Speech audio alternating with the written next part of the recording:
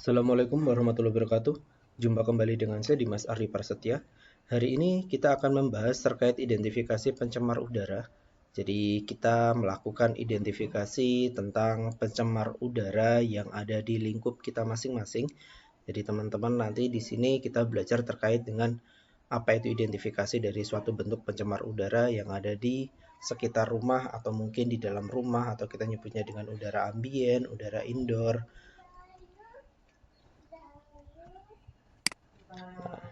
Pencemar udara, jadi pencemaran udara teman-teman juga sudah tahu bahwa pencemaran udara ini ada beberapa poin yang dapat kalian analisa, yaitu berasal dari sumbernya, bisa dari sumber titik atau dia sumber garis, kemudian dia asalnya mungkin dari antropogenik atau kegiatan manusia, atau bahkan biogenik dari alam.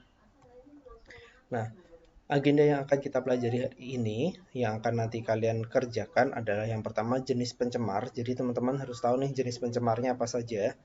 Jadi termasuk dengan parameternya, kemudian bagaimana analisis pencemarnya, bagaimana cara kalian mengidentifikasi suatu bentuk pencemar itu, kemudian analisis sumber, dari mana datangnya sumber itu, kemudian sehingga akhirnya kalian tahu, oh berarti secara umum identifikasi pencemar itu berasal dari bentuk analisis sumbernya dari mana, apa yang dihasilkan, dampaknya apa, begitu teman-teman. Nah ini contoh pencemar dalam ruang atau indoor air pollution. Eh, jadi kita menyebutnya indoor air pollutant ini banyak faktor, gitu ya. Nanti akan dipelajari lebih detail lagi di perkuliahan. Saya menjelaskan secara umum. Jadi indoor air quality ini bisa jadi disebabkan oleh sofa, bisa jadi disebabkan oleh parameter-parameter yang lain atau mungkin dari kegiatan yang ada di dalam ruangan, misalnya mengecat, terus kemudian ada kegiatan memelihara hewan menggunakan senyawa kimia. Nah, ini contoh-contohnya. Jadi indoor air pollutant ini contohnya diantaranya adalah adanya dander ya. Teman nanti bisa tahu nih apa itu dander sebenarnya sih. Dander nanti kalian bisa sharing nih atau bisa mencari tahu apa ini ya sebenarnya dander ini gitu kan. Chemical, jadi chemical ini dari bahan-bahan kimia begitu ya. Di bahan-bahan kimia ini juga menyebabkan pencemaran udara teman-teman. Yang disemprotkan terutama yang bentuk aerosolnya, kemudian pollen gini ya, virus-virus seperti ini gitu ya. Terus kemudian dust mite. Dust mite ini bentuknya mikroskopis teman-teman. Jadi dust mite ini biasanya bertelur satu telur per hari, tapi kalau dia mati dia terfragmentasi. Maksudnya bagaimana terfragmentasi ini? Jadi dia mengering dan bahkan ini menyebabkan hipersensitif pada saluran pernafasan. Ini biasanya tinggalnya di sofa atau mungkin di daerah yang seperti busa. Ini dust mite ini sering tinggal di situ. Nah, dust mite ini eh, makanannya adalah remahan makanan sisa, jadi yang jatuh, atau kulit mati manusia yang jatuh di sofa. Nah, ini makanan dust mite. Mirip seperti serangga kecil, tapi ini mikroskopis, teman-teman. Nah, ini yang kadang menyebabkan orang tiba-tiba bersin-bersin kalau misalnya berada di sofa. Nah, ini salah satunya. Makanya ketika punya sofa atau apa, rajin untuk menjemur. Khawatirnya ada dust mite yang berlebih di sana. Kemudian ada dust. Apa itu dust? Dust debu. Teman-teman juga sudah tahu. Jadi kalau misalnya membersihkan dari debu, nah itu juga termasuk dalam indoor air pollutant. Kemudian ada mold stores, jadi uh, jamur termasuk, terus kemudian dari spora gitu ya. Jadi spora jamur ini pada kondisi lembab dia juga menyebabkan indoor air pollutant, termasuk dengan smoke atau asap rokok. Nah, arahan penugasan hari ini adalah yang pertama, kalian melakukan analisa.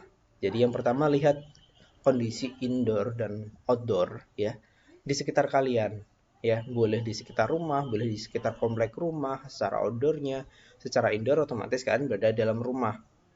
Kemudian analisis kondisi udara ambien dan indoornya, jadi udara yang di luar dengan udara yang di dalam coba kalian analisa. Kemudian analisis parameter pencemar, apa saja yang tercemar, misalnya adanya di rumah saya masih menggunakan tungku pak misal. Nah, berarti ada sesuatu analisis parameter pencemar, ada apa di sana di asap itu kira-kira mengeluarkan apa? Oh, asap itu pembakaran yang tidak sempurna, dia menghasilkan CO. Nah, berarti CO itu termasuk pencemar atau tidak ya, begitu.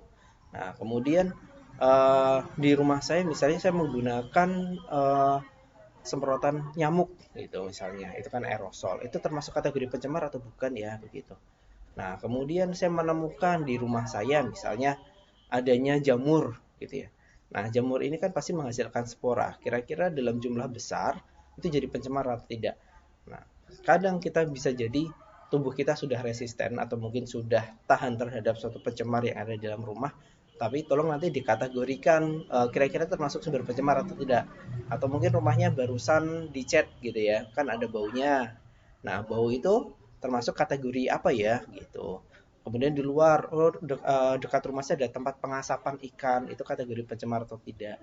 Ada kebauan atau tidak. Karena kan pencemaran tidak hanya berdasarkan dari parameter kimia, tapi ada parameter lain ya. Umumnya di pencemaran itu ada tiga parameter, yaitu parameter partikulat yang pertama, yang kedua parameter kimia, yang ketiga adalah parameter biologi. Parameter partikulat itu apa? Parameter partikulat itu biasanya dari debu, terdiri dari partikulat meter, bisa PM10, bisa PM2,5. Nah, terus kemudian kalau parameter fisik kimia seperti apa? Ada SO2, NOx gitu ya, CO. Nah, sekarang ada peraturan baru mengikat. Kira-kira udara ambien itu ada berapa parameter ya sekarang? Nah, nanti teman-teman tolong dipelajari juga. Jangan sampai menyebutkan, Pak, oksigen itu adalah pencemar gitu ya. Gitu misalnya. Jangan sampai salah menyebutkan gitu ya. Akan beda cerita O3 dengan O2 begitu. Nah, kemudian ada juga parameter biologi. Contohnya apa? Misalnya dari Dender, dari Dasmit, dari Spores. Jadi silakan nanti kalian identifikasi yang ada di tempat kalian. Analisa parameter pencemar. Jadi parameter pencemar itu ada tiga teman-teman tadi ya. Saya sampaikan ada partikulat, ada fisik, ada kimia ya, ada biologi ya. Kadang partikulat kadang menyebutnya juga fisika, tapi kadang kalau fisika untuk membedakan mana parameter air dan parameter udara. Kalau air kita menyebutnya dengan fisika, kimia, biologi. Kalau di udara kita menyebutnya dengan partikulat, kimia, biologi. Nah, kemudian setelah kalian melakukan analisa, identifikasi sumbernya. Jadi sumbernya berasal dari mana ya gitu ya. Nah, penugasan kalian ya adalah buatlah video berbentuk apa saja terkait hasil identifikasi yang dilakukan.